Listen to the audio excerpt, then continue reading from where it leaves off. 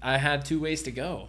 I could go that way and get into this shit and maybe not even be here now, and I could go this way, And at that time, I was met with that same crossroad, that same fork in the road where I'm like, I could go this way, say fuck everything, and just fucking cower away like a coward, or I could get back on the horse, dial back in.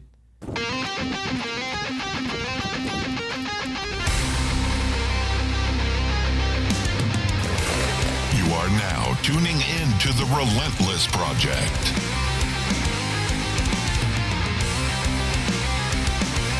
Real people, real stories, real life.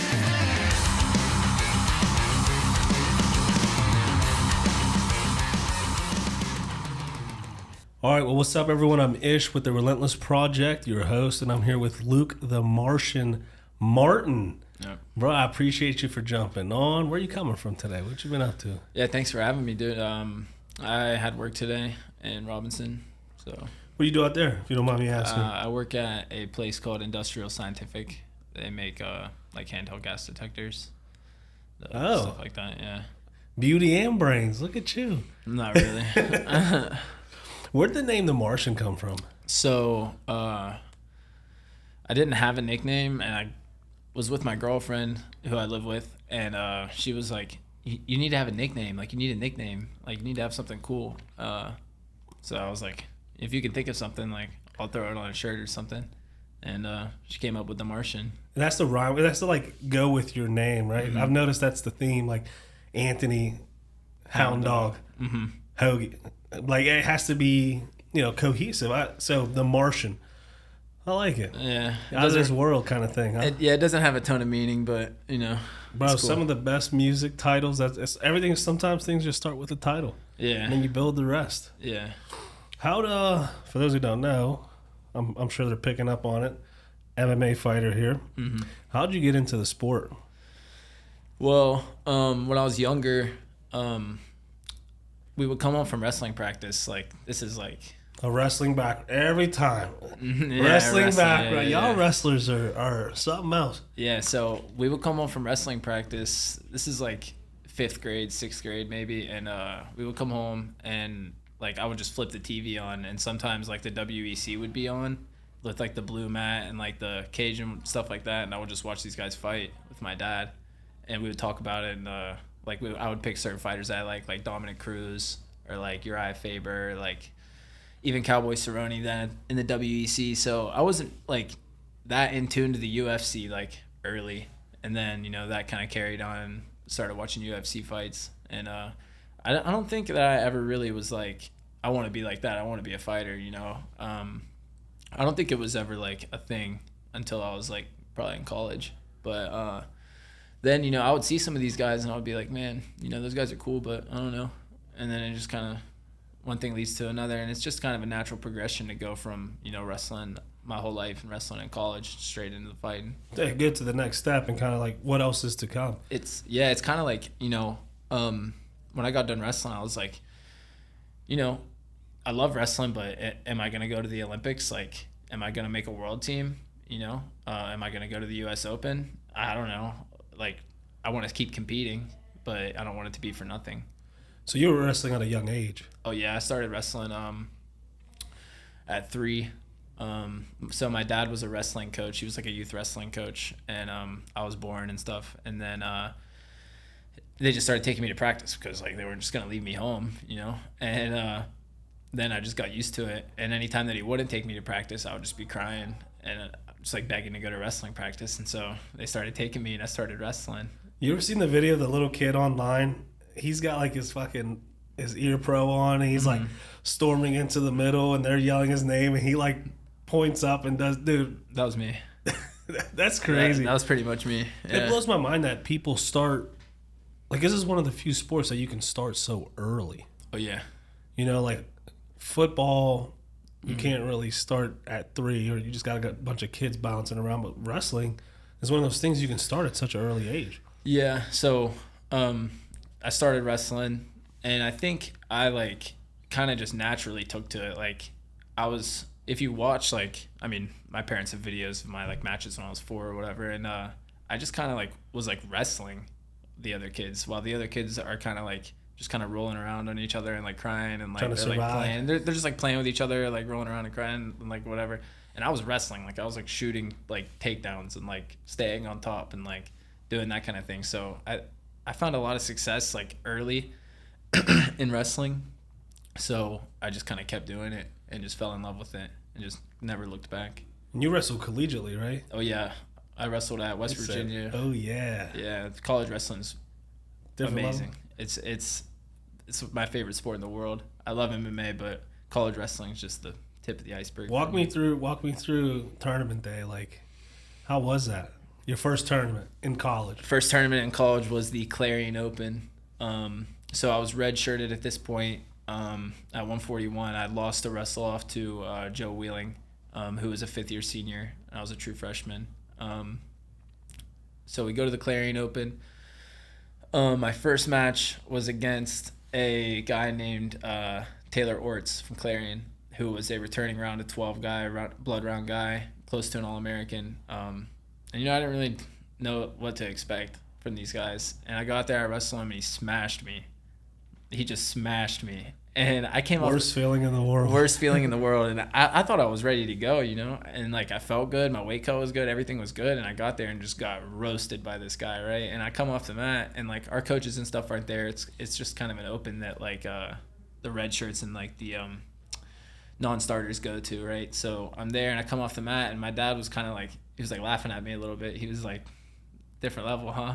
And I was like, yeah. He was, like, you just got to, you know, figure it out. You keep wrestling these guys, keep learning. And so I lost to Orts. And then, who did I wrestle? I wrestled a teammate, actually, after I wrestled Orts. Beat him, and then moved on, and then beat another guy, and then beat another guy, and then lost. And so I didn't place. And that was all like same day? That was all same day. It was like 4 matches or 5 matches or whatever. And I left there, and, you know, that was hard for me because I found a lot of success in wrestling in high school and before that and, you know, my whole life. So going to a tournament and not placing for me was like an eye-opener. Like it was like something's got to change, like whether it's in my lifestyle, whether it's in my like priorities, whether it's just me like just learning new techniques, like these things I have to figure it out. I can't keep going to tournaments and not placing and losing to these guys that I think that I can beat. You know, so I just had to keep chipping away at it and keep figuring it out. And then after Clarion Open, Joe Wheeling got his knee replaced again. So then I was in, and now I'm a starter, and I'm 18. So it was. You gotta be nervous, bro. Yeah, no, I can remember exactly what I was feeling like that whole like time of my life because I'm a West Virginia kid.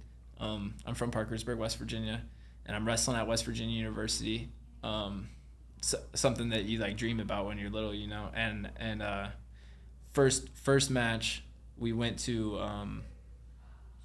Cornell, and we wrestled at Cornell. I lost really close to a really good guy, and I was like, man, I'm almost there. Like in my head, I'm like, I'm almost there.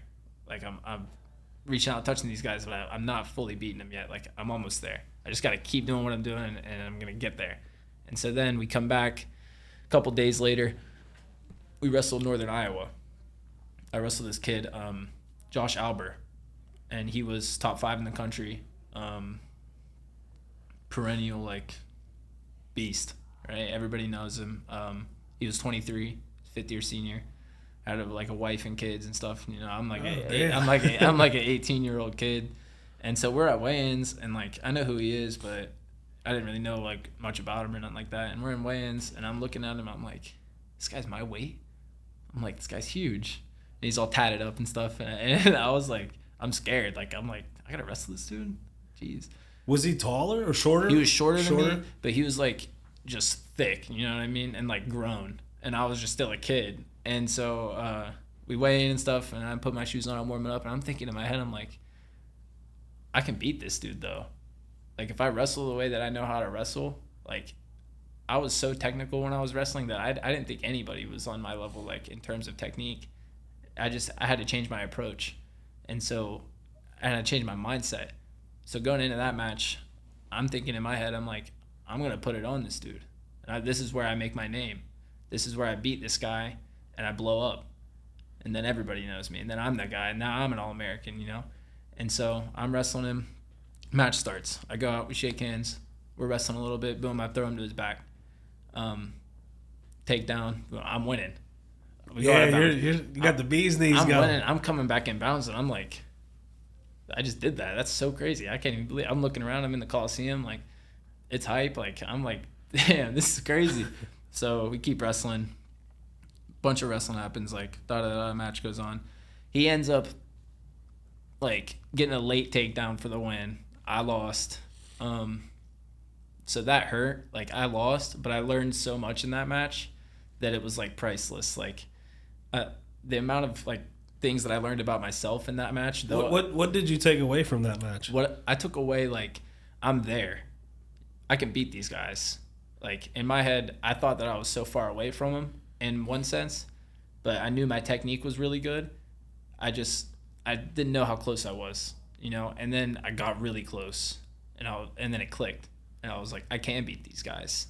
Like, I am there. You know, my confidence changed. And Coach Flynn told me all the time that year, he'd be like, as soon as you think that you can beat these guys, you will. But as long as you don't think that you can beat them, you won't. Dude, mindset is a fucking powerful thing. Yeah. That's something we talk about here a lot because especially in a fighting atmosphere, if you don't think you can, you already lost. Yeah. Unless some fluke shit happens, you know? Yeah. And I forgot who said it, but there was a quote, famous quote, I haven't said it in a while, famous quote, where when you go in a ring with someone and you're not confident in yourself, it's 2 against 1. You've already lost.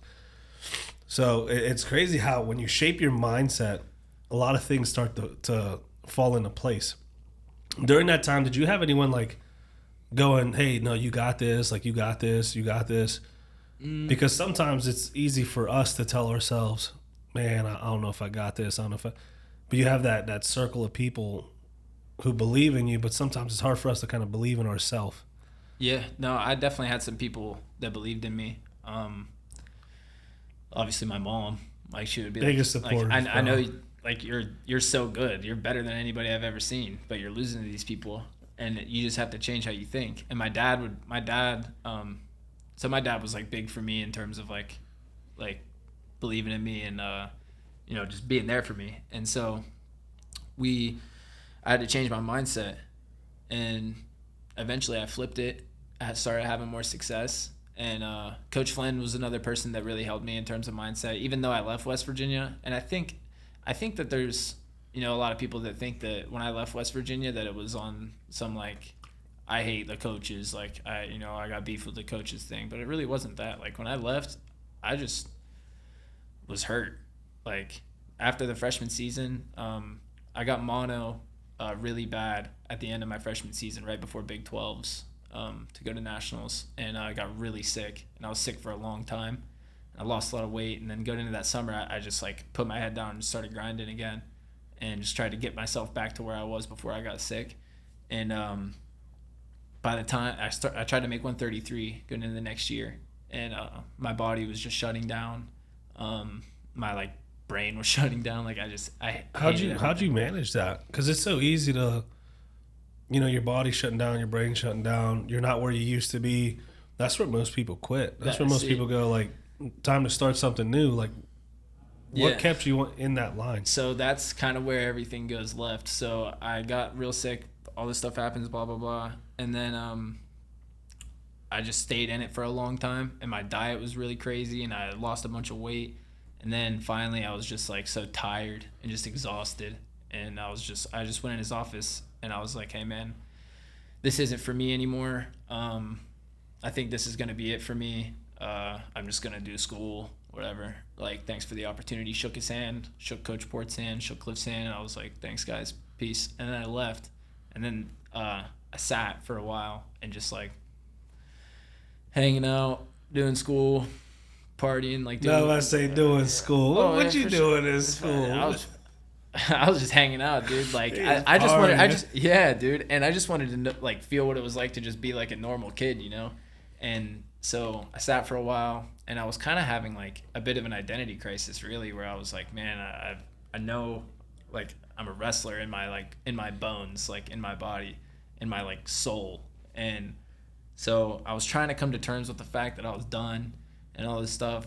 And I sat for like 4 months or whatever. Like, now it's like January, and Fairmont State had just started their program this year, a Division II program.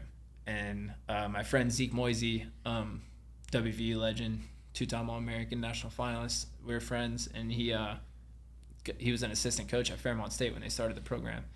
And he hit me up and he was like, dude, you're too good to be on the couch.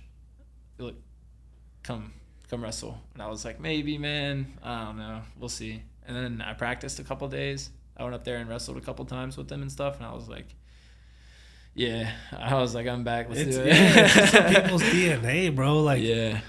I just couldn't let it end like that. Yeah, like, you know? dude, that's actually a dope story. Like, and then you end up going to championships for winning NCAAs. Yeah. Yeah. So that year when I came back, it was already the second semester, and I redshirted. I was like, all right, I'm just gonna get my feet back under me.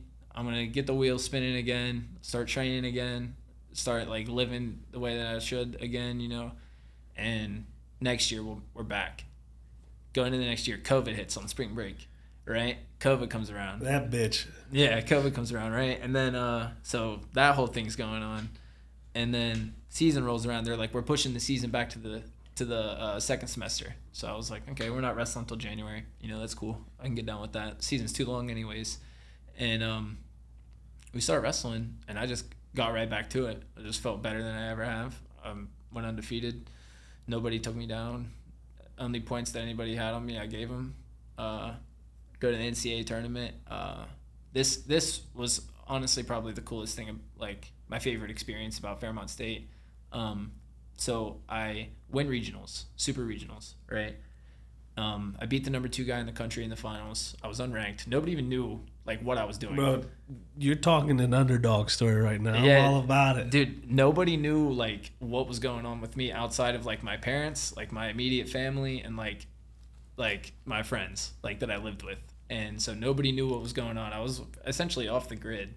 Like I remember I would look at like the forums and stuff on like the internet and stuff, and they would be like, he's not wrestling anymore. He left West Virginia. You know, that's it for him. And low key, I was wrestling. And so then I came back and I started wrestling again. And then like, oh, he's at Fairmont State. Oh, he's wrestling. You think you know? Now I'm back on the radar, right? And so going to the NCAA tournament, my coach had put all these signs up in the wrestling room. Coach Johnston, it's my guy, dude. And I get to the room, and there's like all these signs up that say like Luke Martin national champ, Luke Martin national champ. There's like a bunch of different signs all over the room, and he would put. And I was practicing by myself at this point because everybody else on my team didn't go to the COVID test after regionals because they didn't make the tournament. So they were just like, you know, fuck practice, like basically saying fuck me, but like that's crazy. But again, that's another thing where I was just like, whatever, man. I'm gonna do it myself then. Like I'm gonna do me, and I'm gonna figure it out one way or another. And so Johnston and I just got to it for like 2 weeks. I was on the bike doing sprints and stuff, and he would make me like say out loud, national champ, national champ, national champ. And we go to the tournament, and I was just locked in like more than I've ever been. And I get there, we get to St. Louis, I attack fall the first guy, move on in the second round. Beat that guy, move on to the semifinals. Move on to the quarterfinals. I wrestled this guy, Sam Turner, who pinned me in 30 seconds when I wrestled at West Virginia. We went to Wyoming. He was at Wyoming at the time. We wrestled. He pinned me in like 30 seconds. So it was kind of some fluke shit, really, but like he pinned me. And so pin's a pin, bro. So when pin's a pin. So you know I can't even say nothing. So when I saw him in the bracket at nationals, I was like, damn, did he transfer? And I saw him on my side of the bracket, and I was like, fuck, like I'm gonna have to beat this dude, like, and I was scared. The redemption story. And so at this time I'm scared, like I'm like, fuck, man, I thought I was gonna win and shit, you know. And I get there and I start putting my shoes on, and I'm just like, I'm sending it, like if I'm gonna torch this dude. And I go out there and I torched him. I took him down like 4 times. I put it on him, and then go on in the semifinals, wrestling another All-American, tough dude, Gavin Lawndoff from Lindenwood. We had a tough match. I clutched it at the end with a takedown. move on to the finals. And now I'm in the national finals. And I'm walking into the arena, and I remember Coach Johnston just like was looking at me, and he was like red and like shaking and like freaking out and stuff. And he was like, "You all right, man?" And I was like, "Dude, I'm fine." I was like, "I'm about to just go like put on right now." Like, yeah, you see what I've been doing? What you mean? I was like, "Dude, I feel great." Like, I wasn't cutting that much weight. I went up to 149 at this point. I weighed in like 3 pounds light for the finals, like on Saturday. So I was like light. Everybody else like sucking weight. I felt fine. I felt great. I'm standing in the back, and I had this like weird moment where I had my shoes on, and I'm like, the match before me is wrestling. I'm up next. I'm standing in the back. I'm in the tunnel, and all I can see in my head is just like me getting my hand raised, and I'm visualizing in my head.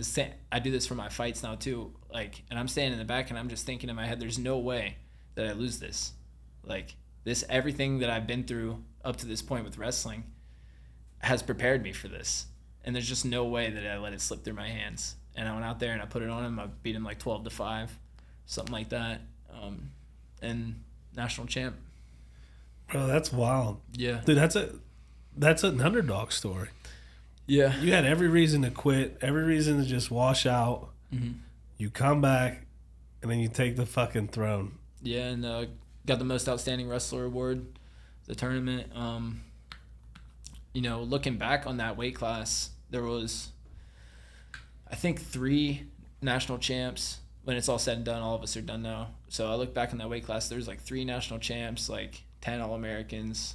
Like, weight class was so deep looking back. And I'm just blessed that, you know, I had the opportunity to compete in something like that and make the most of it the way that I did. And I had a lot of people around me that really pushed me in that way, like people that I just never wanted to let down, like people that believed in me, that, you know, when I fell apart, when I left West Virginia, people that, you know, stayed with me and, you know, helped me put the pieces back together and get back out there. And so those are people that like I'll always love. And it's crazy when you got a circle like that, man, especially in a sport like this. You need it. Yeah, because when you're locked in that cage, it's not just you. You got these people who've helped train you to get there, these people who've supported you, these people who've bought your tickets, these people who've, you know, sponsored you or pushed you or you know, missed meals with you. Like, yeah, it takes a village. It does. Sure. Totally Dude, it takes does. a village. What were you thinking as you were going through each match for the championship? Like, were you looking ahead, or were you like just taking the next match for what it was? I think this is something I learned from Coach Johnston too.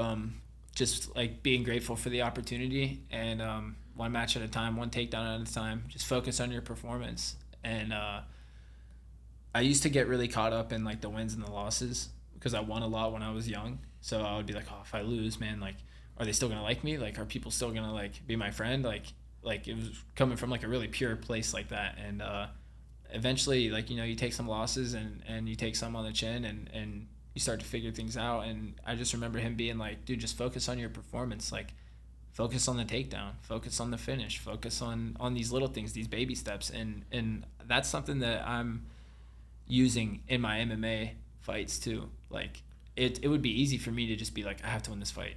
If I don't win this fight, what's going to happen? Like that. And I think that's where everybody gets really nervous and scared. We try to control the outcome instead of the things we can't control. Yeah, man, you can't control that. Like, you can only control, you know, what you can control. And anything else is like hoopla. It happens. Hoopla. Yeah. But that's life. We do that with life. Yeah. You know, like if I don't get this job, oh, it's over. Well, yeah. What am I going to be able to feed my girlfriend next week? It's like, yeah. Bro, what's required right now to get the interview? All right, I got to focus on the interview. Yeah. Then the test. I got to focus on the test. And then, like, if you take it by step, by day, one day you're going to look back and be like, how the fuck did I get this far? Yeah. Because that's how I look at life now. Dude, as a kid, as a teenager, if I'd have told you I'd be where I'm at today, or if someone showed me a picture, I'd have laughed. I'm like, there ain't no way I can do that or get there. Yeah. And then here I am. Yeah. Real estate, cop, fucking wannabe podcaster, all this shit. But like, not only that, but with like relationships, friendships, yeah, the people I've surrounded myself with, like, I've been blessed. But that's because I've taken everything as it came. You know, people meet people and like, oh, what can I get from this? You're trying to control shit you can't control. So you're stressing yourself out. Yeah, you're stressing yourself, especially with fights, man. You go in here, I want to be undefeated. Yeah, everybody does. What's that require? It requires you to deal with this opponent. Yeah. How do you deal with this opponent? Oh, you got to train. How do you train? You got to eat right. You got to do this. Like, take it by steps. No, that's dope, dude. That's a cool story. So what was that pivotal moment that transitioned you from you're doing your thing in wrestling, and now you're like, oh, I've always been into this MMA stuff. What was that pivotal moment for you that got you? Yeah. Got you into that? So when I was growing up, like where I grew up at in Parkersburg, there's this wrestling heavy. People love wrestling there, and I love that. It's like I love that about it. And some of my friends growing up, you know, we're all good wrestlers, but we all wanted to fight each other too. So sometimes The best training partners. so sometimes we would just fight. Like we would just do like silly shit, like body shots only, or like one of my friends had a wrestling room in his house. We would put the gloves on and just fight, and like, you know, whatever. In the school bathroom. Oh yeah, We'd body go, shots only. Yeah, body shots only, no Yeah. bruises. Oh yeah, been there, dude. And so I kind of knew I wanted to fight, and so I won nationals, and then this guy hit me up, and he was like, "Hey man, you want to fight?" And I was like, "I mean, yeah, what's up?" And he was like, like right now? I was like, "I mean, yeah, sure." And he was like, "All right, man, like I'm gonna be like your manager, like I'm gonna do this and that for you." And at this time, it's this summer after nationals, I'm doing wrestling camps all over the place, and I was about to leave for Memphis, and to do a camp in Memphis, and he was like, "All right, you're doing this in Memphis. What day do you leave?" And I told him, and he was like, "All right, I'm gonna fly you to Colorado after, and you're gonna train at high altitude MMA, which is where Corey Sandhagen trains there. There's a lot of UFC guys that train there, and so they flew me out there. I was staying with these Armenian dudes. Shout out to That's all you gotta say, bro. Shout out to Art Petrosian, Arut Petrosian.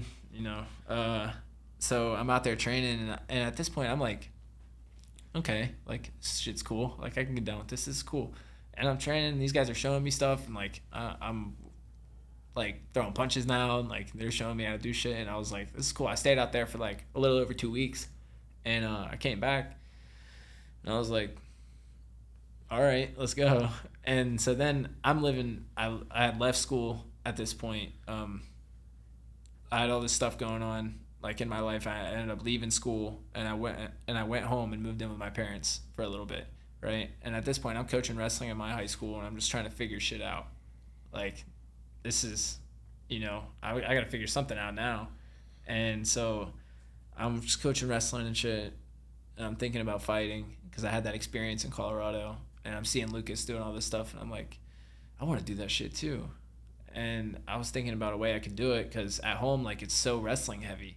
And there's no like MMA gyms really. Like, I mean, I was doing some boxing and some kickboxing every now and then, but it wasn't like anything serious. And that guy that like was my manager at the time, he was like, you need to find somewhere to train. Like, you need to move to Colorado. You need to move to Colorado. And I was like, yeah, I want to move to Denver, but dude, I'm broke. Shit requires money, bro. And on top of just requires money, Denver's expensive as hell. And I was like maybe You gotta get into the weed business over there. You'll Yeah. be fine over there. Yeah, and so I was like, all right, I'm gonna save up money and I'm gonna figure out how I'm gonna move to Denver. And I'm saving up this money. I spent like a year just like doing camps and like private lessons and like wrestling stuff. And then I'm saving up money, and then my girlfriend is from like close to Pittsburgh. She's from like Steubenville area, and she's like, why don't you just move to Pittsburgh and just like train with Lucas? And I was like, let me talk to him. I'm kind of disappointed that wasn't your thought initially. Well, I was thinking it, but like Denver, I had such a good experience in Denver, and like I had made a relationship with these guys and stuff, and I was like impressed with what Lucas was doing, but at the same time I didn't want to Lucas who? Yeah, the champ. Showtime Showtime Siebert. But I didn't want to like just go like try to ride his coattails, you know what I mean? Like I wanted to kind of do my own thing. And so then I talked to him about it, and he was like, nah, man, you need to come here. And I was like, all right, let me see what's going on. And I went up there on a Saturday and got my ass beat. Dude, everyone there is savages, bro. Savages. And I got my ass beat. And I was like, all right. I was like, yeah, this is cool. You know what I love about Pittsburgh, especially the MMA, jiu-jitsu, wrestling scene? Like, there are no schools when it comes to training. Mm-mm. Like, for the longest moment, I didn't know where Lucas Jones belonged to. Yeah. I didn't know where Siebert belonged. Mm-hmm. I didn't know where Gamble belonged, because everyone cross trains in different gyms. Everybody's bros. Yeah, so I'd be at Stout, and then I just recently went up to Math Factory, and Isaac made me puke. Isaac's the man. Fuck that man. Yeah, made me puke and recorded it. But dude, I'm like, everyone's so welcoming. Everyone has the same mission of just creating well-rounded fighters and competitors.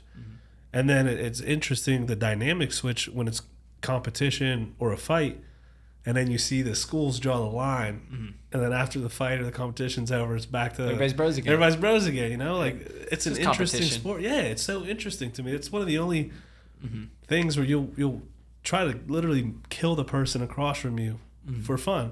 It's all in and good then fun. And then it's done. It's like, hey, you got me, motherfucker. Not again. And Isaac's the nicest dude in the world too. Oh, dude. He's the man. He's cool. He's cool as fuck. When did you start in Pittsburgh? When did you come to Pittsburgh? Moved here last May. Oh, you've been here only about a year. Oh yeah. Damn. I moved up here and got right to it. I was like, I'm not moving up here for no reason. So I came here and started training. You're 3-0, right? Mm-hmm. And you've had these 3 fights since May? Since last November. Bro, what? Yeah, and I was supposed to fight even more than that. So I got here in May, and I was supposed to fight this Russian kid, Magdi Amakov, or however you say it. If you can't pronounce his name, avoid him, bro. No, I was on it, though. Like, I mean, I would fight him right now. But so... Ding, ding, ding. So I was about to fight him. It's like a week before the fight. I punched Tim Bailey in the head at practice. And he's got a big skull, that one, huh? Hand broke. Staph infection. Oh. At the same time. That just down horrible. Well, usually bad things come in 3s. So what was the third thing that happened? Broken hand, staph infection, and what else? And so I guess what else would be pulling out of the fight. And so I went and got the X-ray and I sent it to Mike and I sent it to my new manager, Brandon, and they were both just like, nah, you need both hands. And I was like, do I? And then Mike was like, nah, you need both hands, dude. It's over with. I've done that before. It's not worth it. And I was like, okay. And I'm somebody that's like incredibly coachable. Like that's like one of my best traits, I think, is that I'm insanely coachable. Like I was just telling Mike the other day, dude, you say jump, I say how high. You say run, I say how fast. He'll never lead you wrong, though. Exactly. And so like he's been there and done that. So, you know, whatever, I'll listen. And he was like, we're done. We'll find another fight. And I was like, okay. So we pull out of that fight. We just let him know immediately, like it's not gonna happen. My hand's broke. Yeah. So let's move on. And then that's when I was supposed to fight he who shall not be named, Coward. We were gonna fight, and he knew about it for a long time. We were gonna fight on Halloween, and then yeah, he ruined it. And then boom, I gotta find another fight. So I leave weigh-ins, and Mike texts me, and he's like, November 22nd. He was like, in Erie. And I was like, sure. Bizarro. Yeah, Bizarro. Hey, yeah, that's where I did my debut. So I was like, yeah, sure, let's do it. Like, I just want to fight somebody at this point. Like, there's just been so much happening. I just want to fight. And then, a lot of pent-up energy, dude. Just pent-up energy and just pent-up, like, dude, I've been training. Like, I want to fight. Yeah, I want to see where I'm at. And so we go out there, and it was my first one. Same day weigh-ins. I made weight.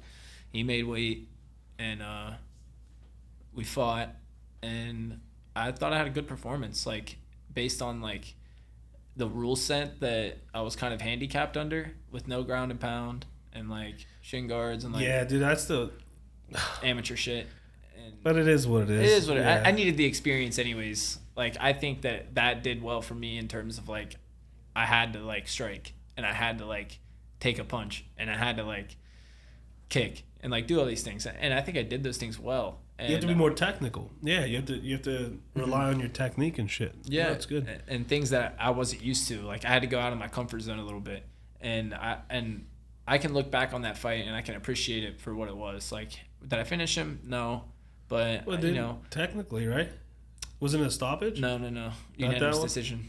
Okay. So then I fought Caleb, and then wrestling season started, and then I started coaching wrestling, and I was coaching wrestling at a place in Latrobe called All American Wrestling Club with Coach Rob Waller, Pennsylvania legend, wrestling legend.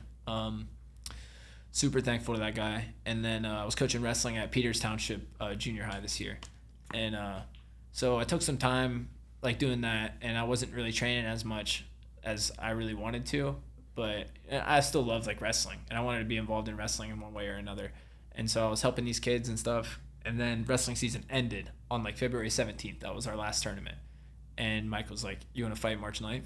And I was like, "Yeah," because that's like however long, 3 weeks, whatever. I was like, "I'll jump back in it. Let's get it," and jump back in there, and I fought this guy Sheldon. I went down to Kentucky with Anthony, and we both fought.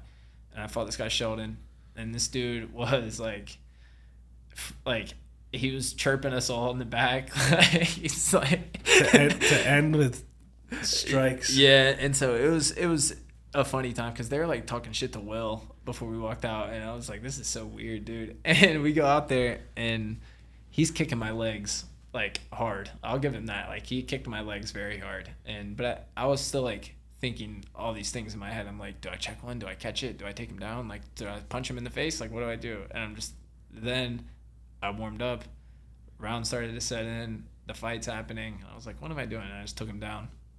And then I got on top of him and started doing work on top. You clocked in at the office.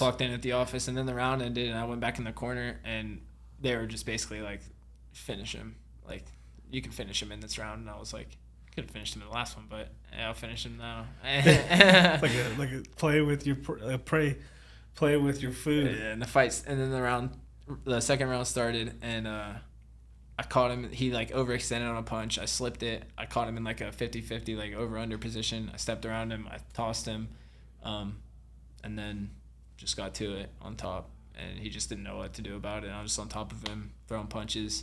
And I'm on top of him, mounted, just throwing bombs. And the fucking lightning and thunder, bro. And the ref like faked me out. Like he started to jump in. If you watch the clip, he like jumps in and he's like, and then I'm like looking at him and I'm like, he didn't stop it. And I look back down, and then I landed like some of like the hardest. I had like the gift wrap like his arm around his face. Dude, and it was just wide open. I was just beating bullying, him up. And I was like, man, we gotta stop this thing, dude. And then stop the fight, whatever. That fight happened, and I remember Mike said after that fight, that was the worst. Like, he looked great, but that was the worst version we'll see of Luke because he hasn't been able to train because of wrestling. And I was like, yeah, he's right. And I think when I first heard him say that, I was like, damn. I was like, Mike thinks I'm bad. And then I listened to it again, and I was like, okay, he's right though, and I agree with him 100%. Yeah, it's like, look where he's at now. Just wait till you see where he can be. Yeah. So then we locked in after that. I stayed right in it and just got right back to training. And then like a couple days later, they offered me a fight in April versus Jordan Oliver, who was coming down from 155. And I just said yeah, and I just trained every day. Just got right back into camp and then fought him and just looked 100 times better. Felt 100 times better. Was super comfortable. Threw a combination. Threw another combination. Landed. Hurt him bad. Wobbled him. Dropped him. He tried to take me down. Didn't work. And then I was on top, and I opened his face up, and the ref stopped it. It was the cut. Dude, how? So your first fight, you make it. Mm-hmm. Like, a lot of people, I mean, I was here with Visoki, his fucking wild ass, and he said, his first fight, he just wanted to survive it. Yeah. Was that your mindset? Not really. I think even, like, when I was growing up wrestling, like, my dad would always like tell me like my best trait is that I'm just a mean motherfucker. Just finish it. I'm just a mean motherfucker, just at my core, and especially when I'm competing. He's out here smiling and shit. That's why I don't trust you fighters. Everybody's laughing and joking and smiling, and then a fucking switch. There's a killer under mean there. As fuck. Yeah, I don't like that. Yeah, and so I'm just a competitor to the max, and anytime that I'm competing in anything, like, I'm going hard, 100%. and I'm trying to look as best as I can, and I'm trying to do like the best that I can regardless, and I don't want my opponent to think that he was anywhere near me in terms of like level. So then the fight goes, first round over, second round over, third round. You're standing side by side with this cat. Mm-hmm. What was going through your mind? Like, did you know you had it? Oh yeah, I was like, the fight wasn't close. So it's the quickest fucking. Duh, bro. You ain't bring me on this show for no reason. He landed a couple punches, but like the punches he landed are funny because I was taking him down and I had like a single leg and I picked his leg up like this and I had like my hands locked around his leg and he just went like boop boop boop like right on my nose and I was like, damn, I forgot he could do that. I took him down, and then the fight ended and I was like, I ended the fight on top of him beating up his body and stuff because the amateur rules, and I was like, the fight ended and I was like, I definitely won that. Bro, those would take a lot out of you though. Yeah. Like, even when we would fuck around in school, those body shots, they hurt. You'd be in the desk like, damn. Get back to class. Yeah, I'm like fuck did I do that? I'd almost want to get punched in the face. Yeah. So you were training for these fights back to back. What was your like general training routine looking like? Jiu-jitsu a couple times a week. Fuck yeah. Striking a few times a week. Sparring on Saturday, MMA sparring on Tuesday, and yeah. That's it. Show up to class, do work, clock out. Show up, man. Turn the lights off. Like you can't expect to win if you don't ever show up. What's the importance, in your opinion, of remaining disciplined during these camps? Discipline, I think. What I mean by that is like, you train 4 days this week. Mm-hmm. You're supposed to train tomorrow. Mm-hmm. I did 4 days. I can take off tomorrow. And that is why a lot of guys, when they get to the fight, they're freaking out. And in their head, they're like, they can think of all the corners that they cut and all of the things that they skipped. And that one day that they felt tired and their legs were sore and they didn't go because they were tired. And they're about to walk out to the fight. They're about to get in the cage. And all they can think about is that practice they skipped. And that's why they're freaking out. But that's why, like, you see Lucas, he's like, it's cool, whatever. I'm like, it's cool. I'm cool. I already know what I'm about to do. And so does Lucas. And so does anybody that shows up. But if you're a guy that's not showing up, you'll get exposed. Like, you can't expect to just, go like that. The best way to put it. And just not get exposed. That ring tells no lies. No. Like, there's don't some lie. fluke shit, you know, you get a wild shot or something crazy, but might get lucky here and there, but it's not sustainable. It's not sustainable, exactly, dude. And that's what I love about this sport. It's like you see who puts the work in, and you'll see someone who has an off day or whatever. But for the most part, what you put in, you're gonna get out.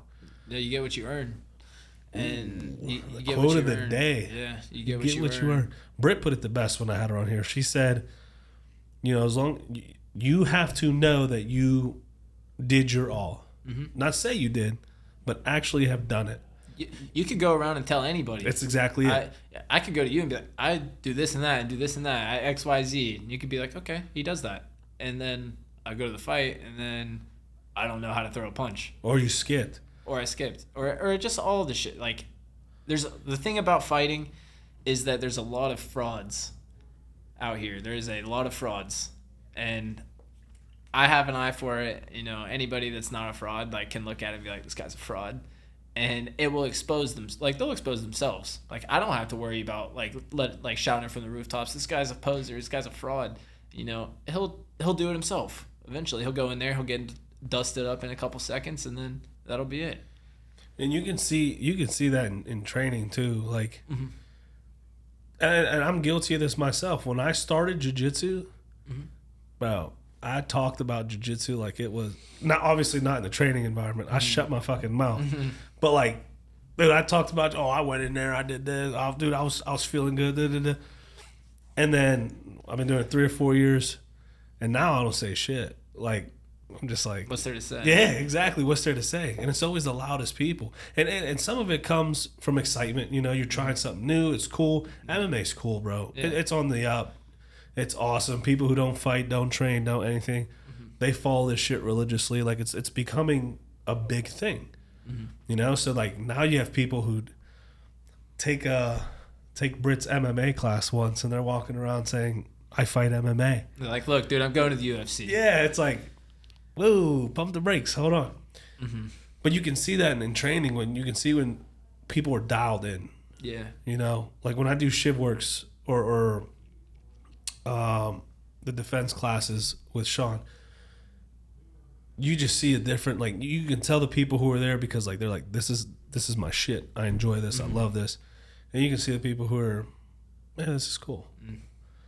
But that shit gets weeded out quick, man. That's what I love about Stout. Every time you see, like, an MMA class, you get a good mixture. And then you see the competition class. Fight team. The fight team. You're like, them motherfuckers are dialed in. Going hard. Like, yeah. Tuesday nights are fucked.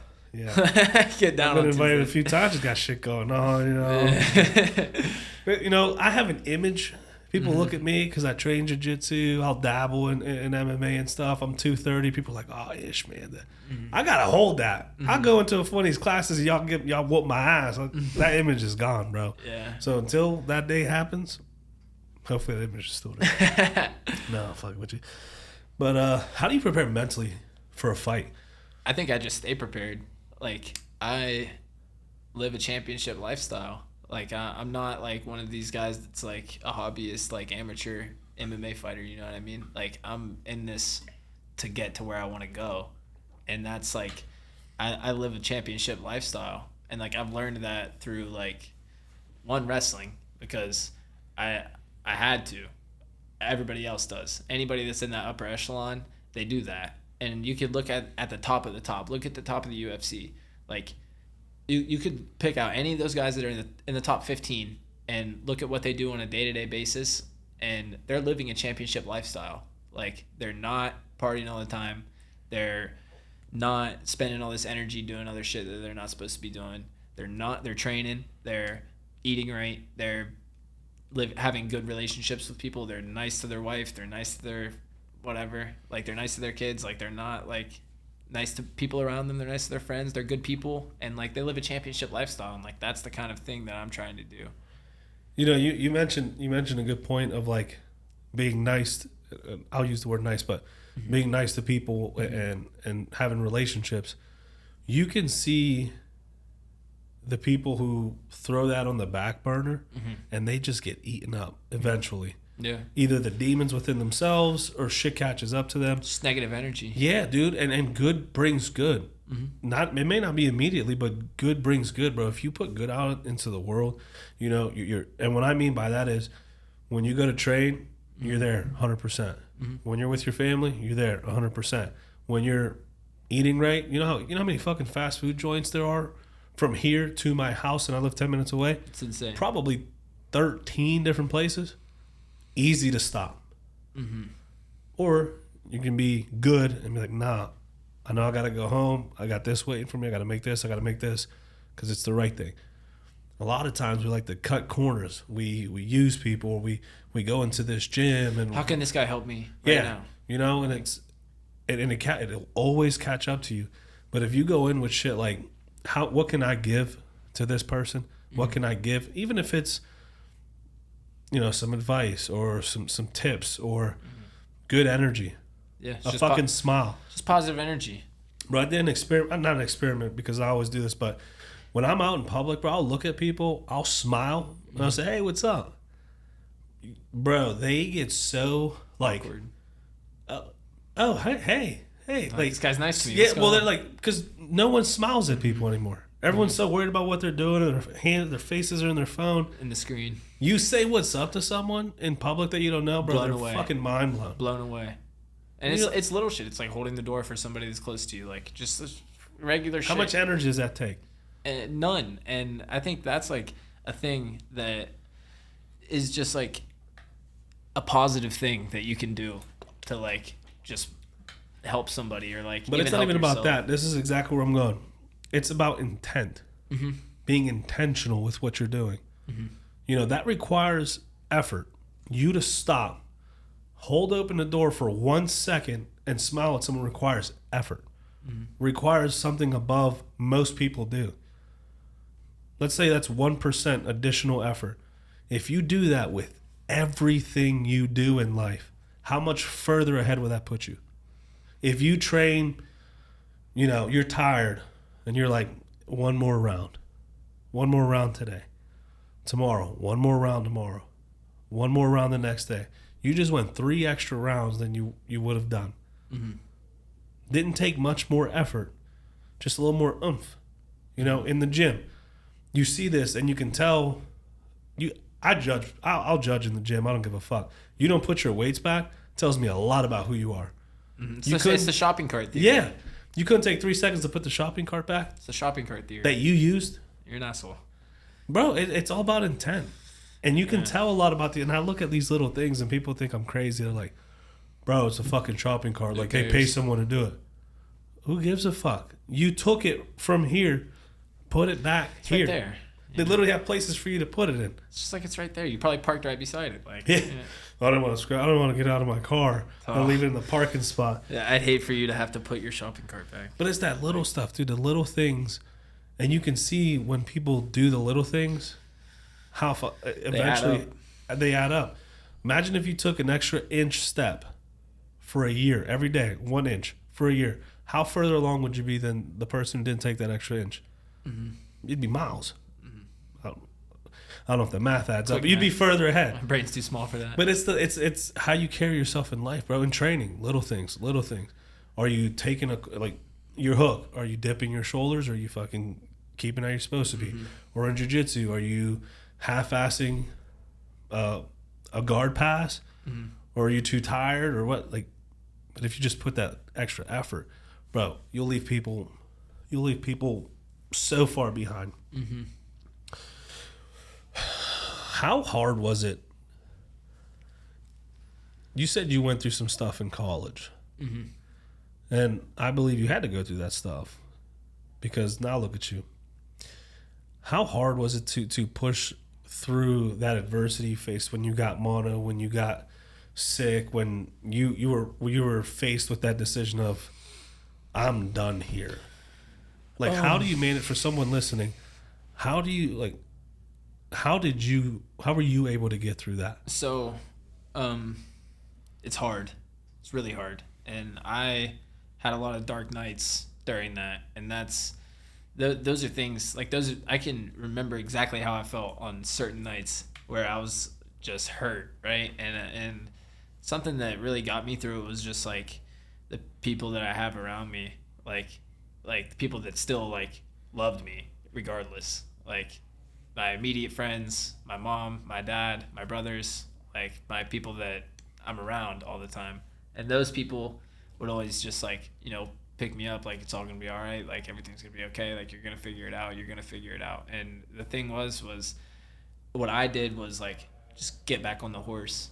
Like, when I thought I was done wrestling, like I said, I was having like an identity crisis, like, and I'm partying all the time, I'm drinking, and I'm doing this shit that I'm not supposed to be doing. It's not even like my thing, and it shit happens, bro. You see that a lot. Shit happen, and that's, part of it's like where I'm from.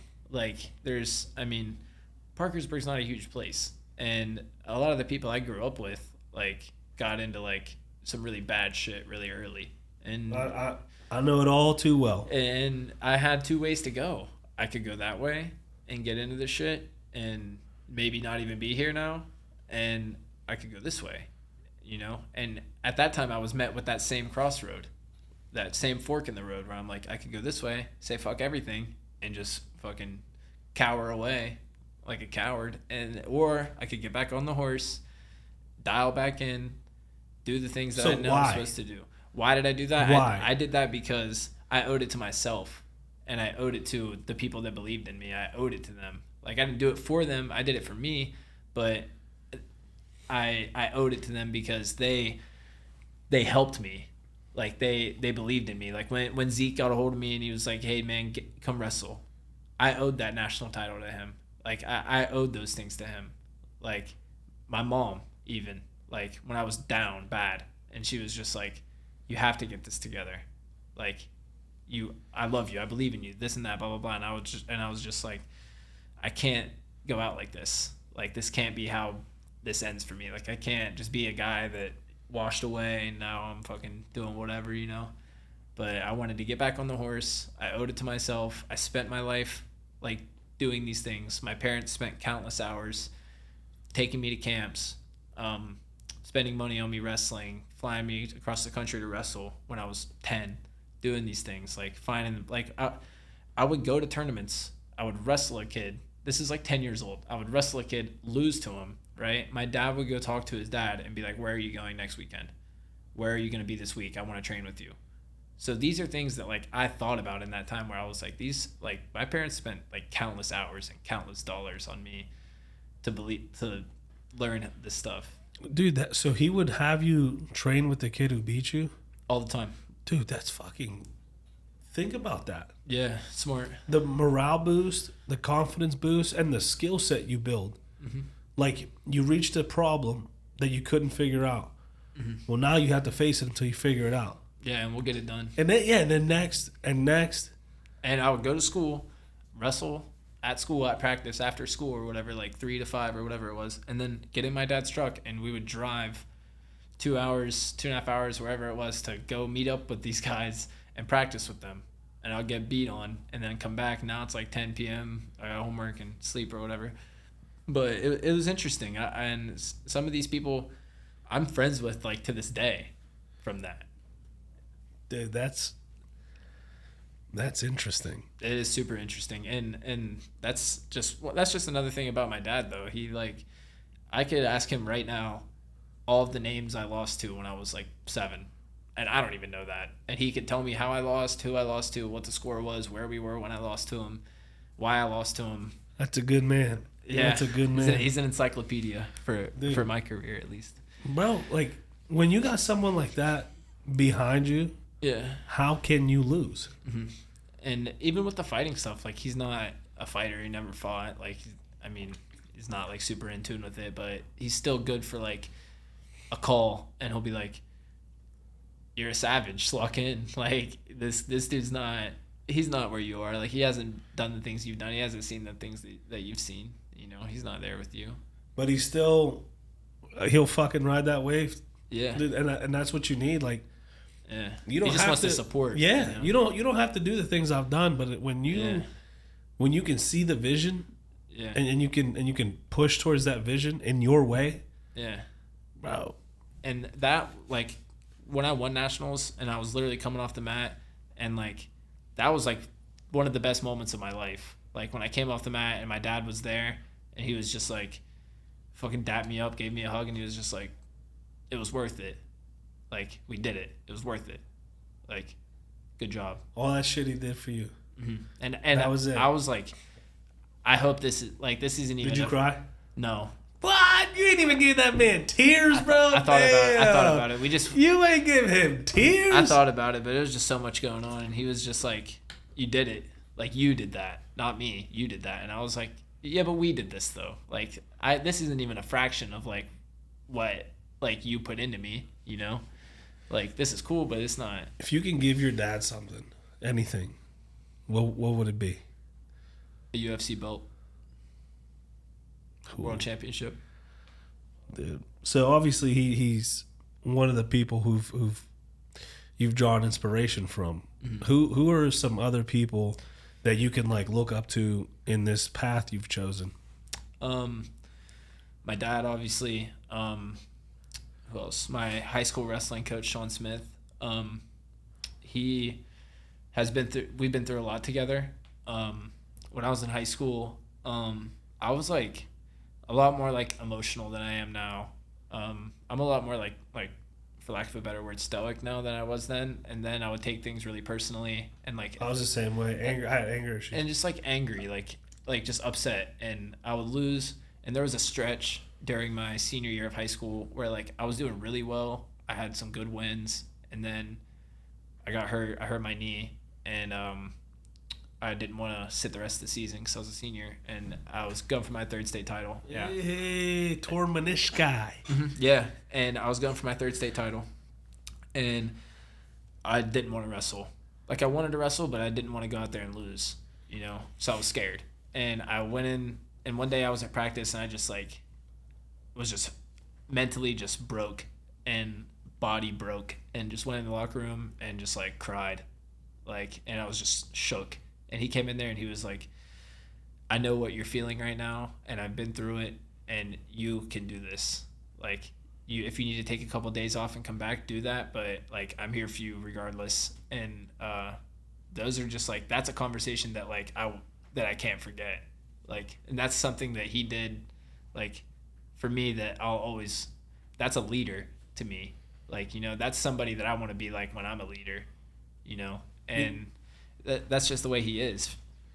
You know what's crazy about that? Like, he didn't have to do that. No, and he probably didn't even remember that at this point. Like, he might, but it's not a big deal to him. And, like, to me, that was huge for me because I left there thinking, like, you know, he does love me. Like, and he wants me to do well. He wants to see me win. And I can win. I just gotta thug this out. Just gotta get tough. Thug here. it out, brother. Just gotta put get that tough. on a t-shirt. Just thug gotta it out. Just gotta get tough here. So, you know, I worked through it. There's a special relationship between like coaches and students, athletes. Mm-hmm.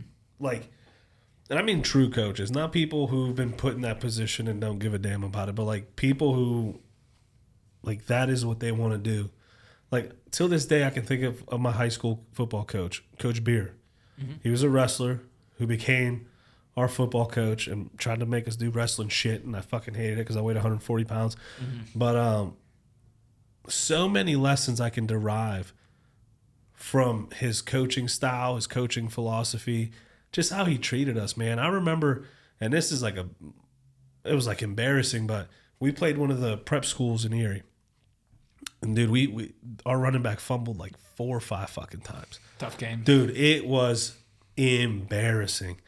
Everyone starts quitting. You can just tell the fucking morale of the team shut down. They start running the ball. The mercy ruled.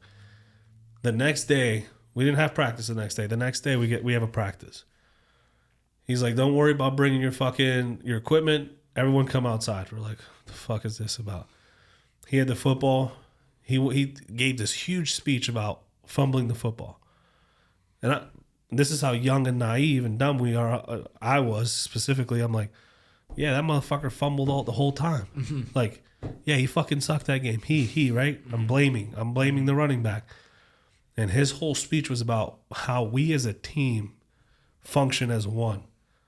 And if one person doesn't do their role, their responsibility, the entire team suffers. Mm-hmm. And he literally read my mind talking about, if you're blaming the running back for yesterday's performance, this practice is for you. If you're doing this practice, dude went down this line where I'm like, oh, we're fucked. Mm-hmm. And he smoked us, dude. He ran us until, and he said, you're free to leave this field whenever you want. I'm not holding you here. I won't be upset. I won't be mad. When you're done, when you're tired, you're free to quit. Just walk away. Mm-hmm. Bro, I have never been, and each exercise, he would talk to you throughout it. We're doing army crawls down the football field. He's giving us a lesson about how you should be dragging yourself. You should be looking at your, like, just this whole inspiration shit. And I'm like, what the fuck is going on? Bro, like 6 people quit. Mm-hmm.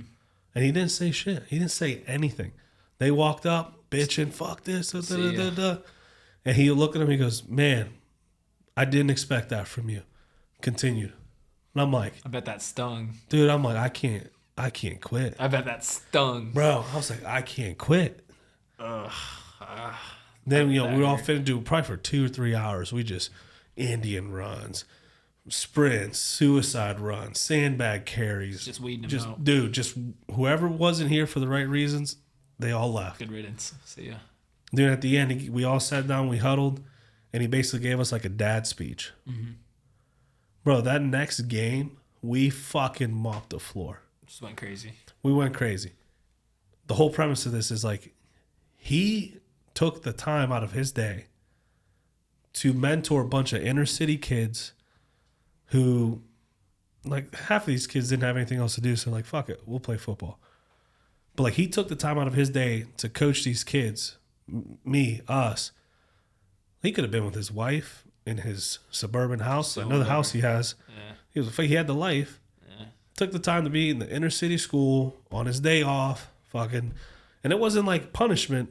He like wanted to see whose heart was in it. Yeah. Because that's who he was pouring his heart to. Yeah.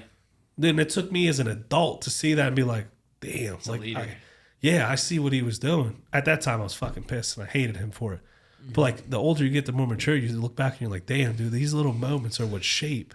Yeah, and that's another thing with Coach Smith. Like at the time, like we would fight when I was in high school all the time. Like we would bicker with each other, and like he would tell me to do something, and I would like, man, and then I would still do it anyways. But like I would bitch about it, and he would get frustrated. And I'd be like, why you get so mad, dude? Like relax. And he would get pissed, right? And so I'm like, since I got older and stuff, like when I was in college, I'd look back on it and I'd be like, damn, I was kind of an asshole sometimes. Oh, dude. I was like that. But that's another reason why I have so much respect for him, though, because he put up with me through all my bullshit and all the problems I gave him, and he still loved me, like, regardless. So, Dude, my poor mother, man, God bless her. yeah, God bless her. I feel that now that I'm an adult, Oh, yeah. dude, every time I look at her, I'm like, you know, I'm sorry for Glad we ever have issues. all this stuff I did, right? Yeah. She's like, no, it's fine. I'm like, no, like, I'm serious. Like, I was a fuck. Dude, and I have a kid now. She always said a saying in Spanish is, hijo fuiste, padre será. So what that translates to is, a child you were, a father you'll be. Basically what that means is all the shit you did to me, And come back around. it's going to come back around. Yeah. And that fucking took me I have a daughter now, and I just want to fucking punch her in the face, dude. I love her to death. Yeah. We'll be in Target. She's my kid. So she's got my mouth. Dude, we'll be going at it. And like she trains jiu-jitsu and stuff, so like I can legally beat her. And it's okay because she can defend herself. Yeah. Look, I'm gonna have CYS called. No, dude, I'll look at her and Target and I'm like, oh, I just want to punch you in the fucking face, and she'd be like, do it. She's like, what's up then? She's like, do it. And I'm like, people are walking by looking at us. And I'm like, you know, people are gonna think like I beat you and stuff, right? Like we can't be doing this in Target. She goes, well, you said it. I'm like, let's leave, dude. Like, She but said that's our relationship. You're feeling froggy, leave. Dude, yeah, dude. She's like, let's go. I'm like, oh, dude. Where's my little princess? The one who didn't talk. The one who, like, but The one that couldn't walk. yeah, the one that couldn't walk, couldn't talk. But yeah, I feel bad for the person I was, because I took advantage of a lot of people. I did a lot of bad things. And I hate to say, like, I had to go through that to be the man I am today, because it was at other people's expense.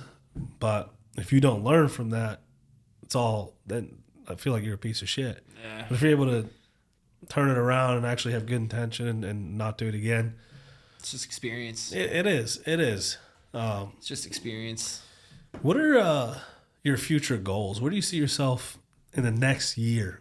In the next year. Let's talk short term. In the next year, let's see, what is it, June? About to be July. I think I'll be 1-0 as a pro this time next year.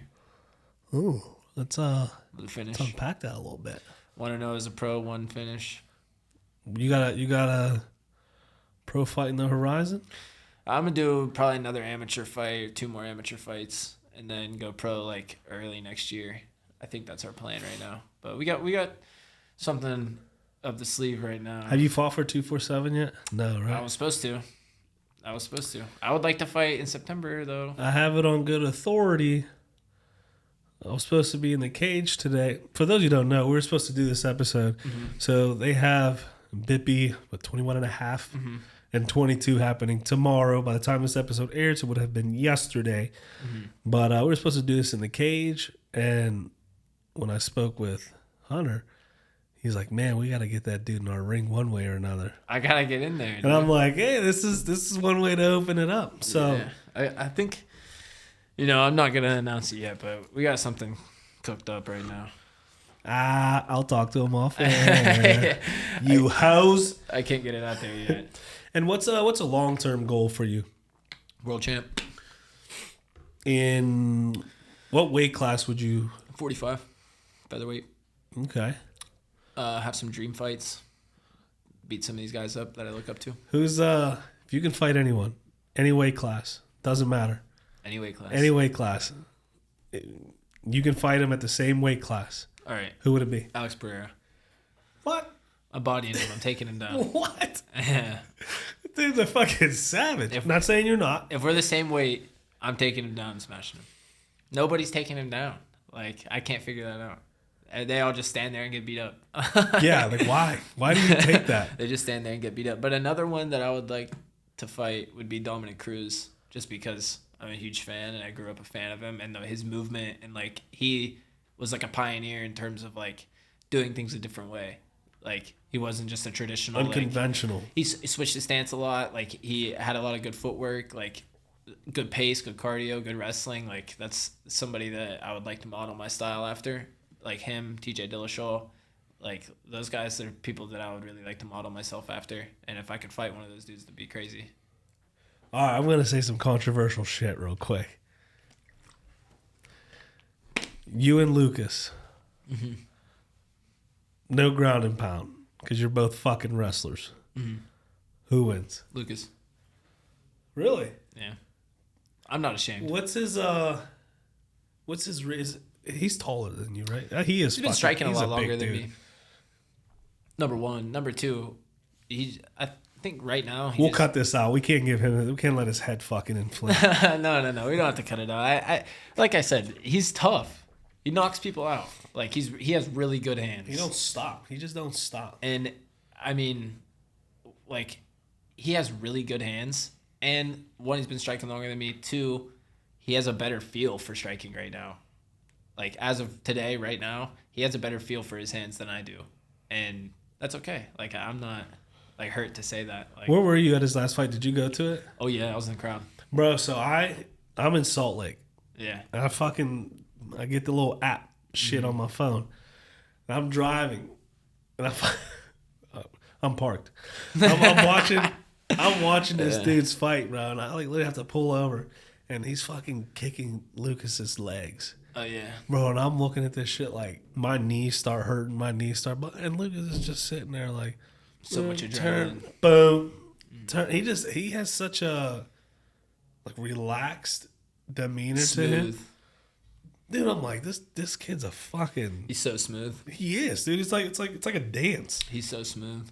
He's crisp. If you can match up two people, you're a matchmaker for biggest promotion in the world. You can match up anyone; they'll accept the fight, and they'll be the same class. Who would you hook up, and why?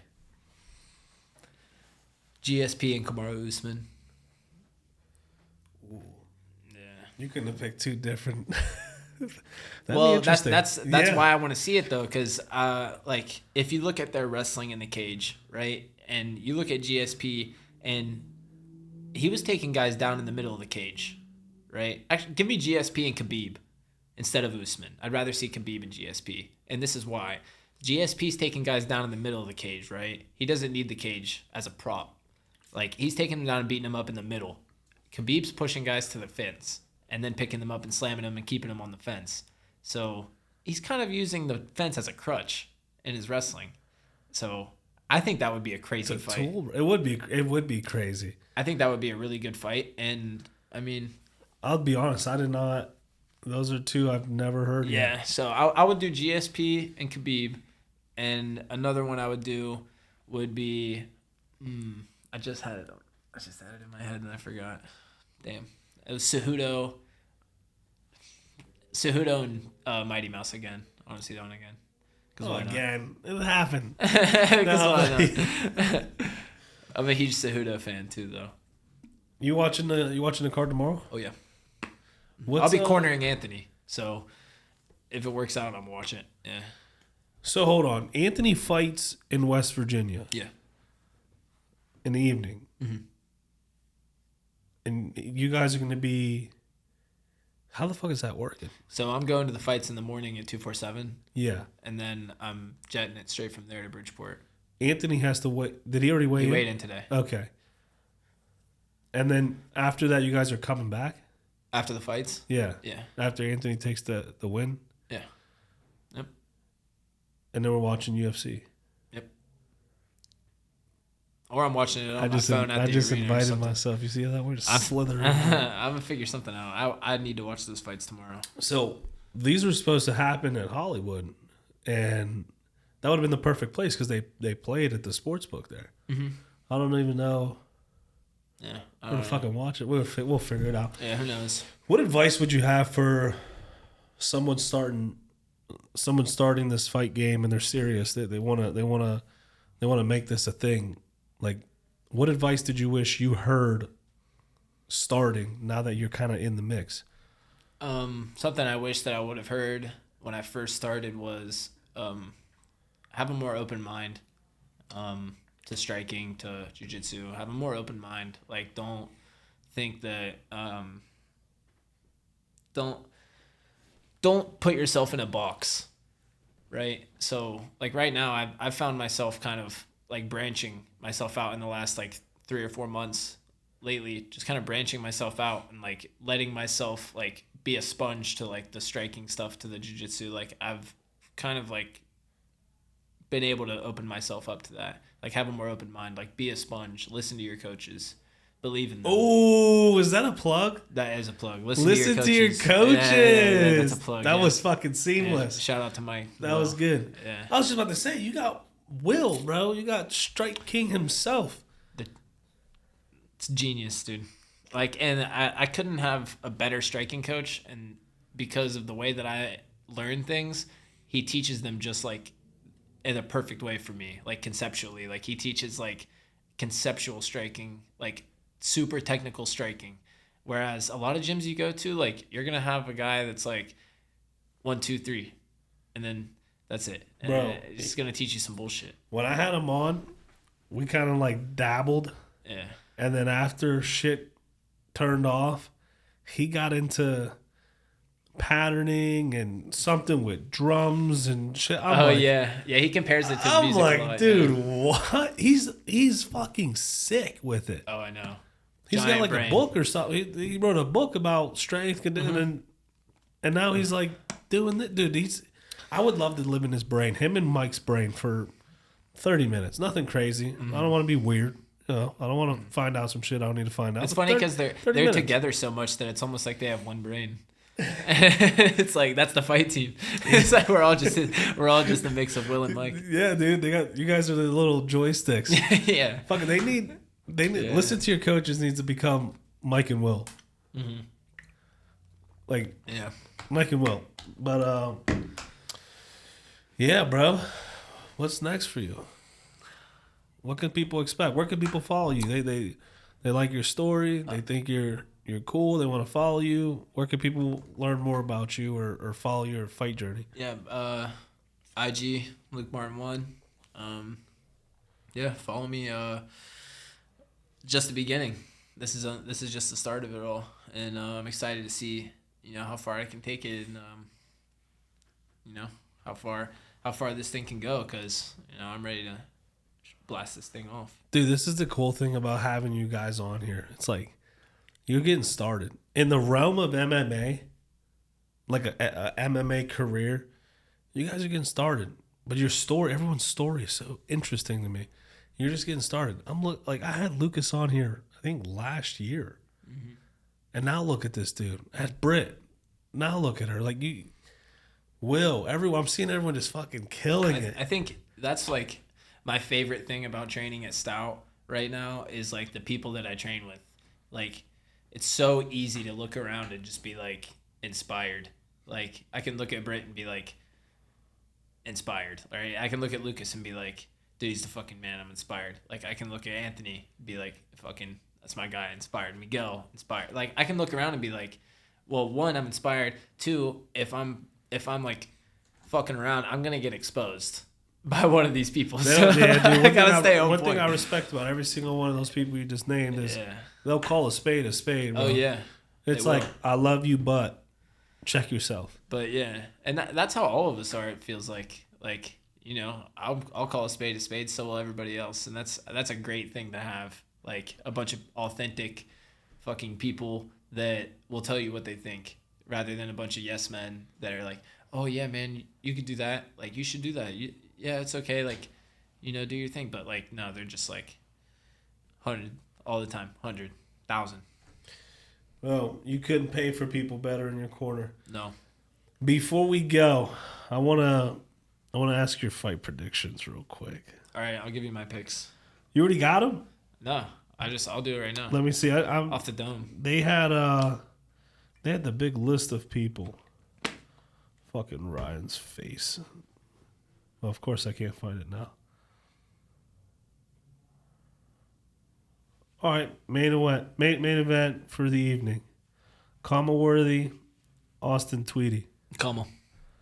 That dude's a savage. Yep, savage. Veteran. I mean, this is not even fair to ask. I'll ask how. Lucas and Nathan. Lucas knockout. KO. What round? 2. Dude, this would be creepy as fuck if people listen If to this I on nail this, Sunday and nail it, dude. That's fucking Lucas, creepy. round 2 knockout. And this won't air Yeah. until, so it's not bad juju. No. Because this ain't airing until after. I don't even know about it. Yeah. Okay. Justin and Tobias Taylor. Patton. Dude. He's a nut. Dude, I've sparred with him a bunch of times. I gotta get him on here. I've been talking to him about it. Yeah, no, he's a freak. Patton knockout. Hunter or Ryan? Don't answer that. We can't both be canceled. I thought they put all these damn cards up. Oh, here we go. Oh, shit. Oh, Jesse's fighting? Yeah, just picked it up last week, I think.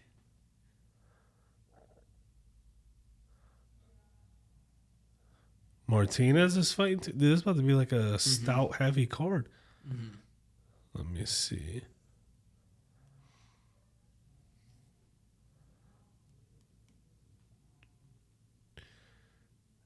I don't want to insult anyone.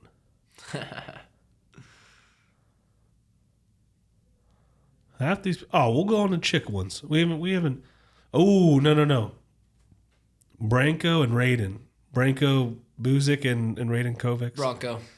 Is it Bronco? It's Bronco, yeah. Dude's fucking a tank. He's a tank, dude. He's a fuck. Dude, I saw him fighting. I'm like, so you can be big and fight like that? Yeah, he's for real. He's a super cool dude, too, for sure.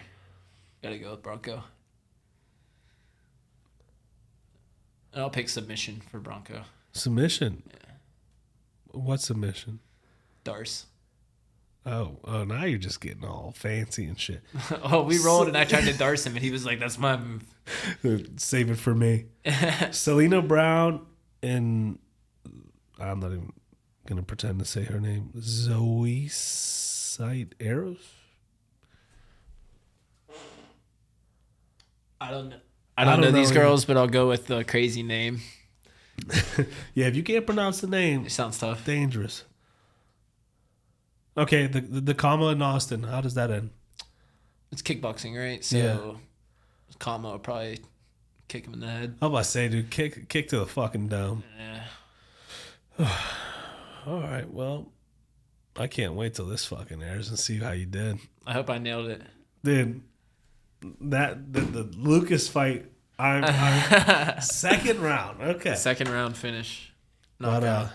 bro, I appreciate you for jumping on, man. Yeah. This has been, your story is interesting, and it's still being written, bro. That's the cool thing. Like, I love having you guys on here because then I get to follow your journeys and see where you go. And then when you make it, I can be like, oh my God, I was there first. Yeah, thanks for having me on, man. I'm glad I got to, share my story and have some of these Pittsburgh folks let them in on it because, like I said, I'm not from here, so I don't think there's a ton You of from people. here now? I'm adopted. Yeah. You stout, bro. You Pittsburghese as it gets. Yeah, They Yins got are the adopted. Pittsburgh, yeah, right? you got the Pittsburgh hat. Yeah. What's the upside down Pittsburgh?